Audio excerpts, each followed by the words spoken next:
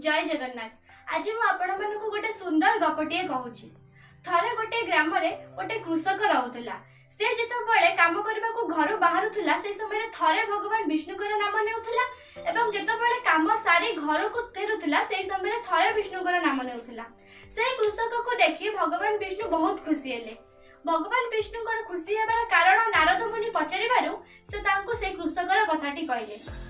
नारद मुनि कहले कि हे प्रभु आपणकर नाम तो मु दिन रात जप करूची ताले से कोन मो ठार भी आपणकर बड़ भक्त। भगवान विष्णु कहले कि अच्छा नारद एई कथाटे आपन को मु बुझेबा को जाय मु आपन को गोटे कार्य करूची आपन कहूची से कार्यटी आपन करंतु। नारद मुनि कहले हौ प्रभु आपन कहंतु।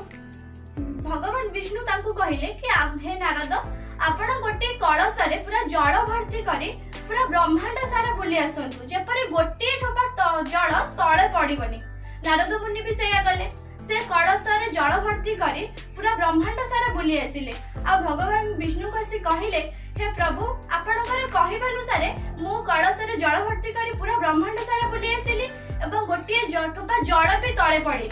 भगवान विष्णु कहले अच्छा नारद मत तुमे कहिलो एही जो कार्यटी करबा भितरे तुमे मो ना केते थरे नैछ। नारद कहले मु टोटली भी आपण को ना नेनी। भगवान विष्णु से कहले कि आपण दिन राति मो ना जप कले भी ताहा भक्ति के जदी हम दिन राति भगवान कर नाम जप करिवो से भक्ति नुह। आपण जदी थरे दिन को थरे भी ना जप करिवे किंतु भक्ति रा सहज जप करिवे आ निज कर्म करिवे केवल आमे कहबा जे नाही आमे भगवान को जप कर देबा हमर सब कार्य होई जीव ना। तमे तमर कर्म करि चलो।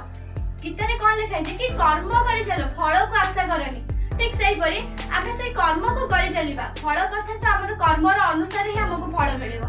तेणु मु आपण मन को एहा कहबा को जाउची जे आपण मु जहा कहूची आपण माने से कथाटा को बुझिबा को चेष्टा करंतु एवं कर्म करि चलंतु। फल को केबे आशा करंतु नै कि लोभ माया जीवन रे रखंतु नै।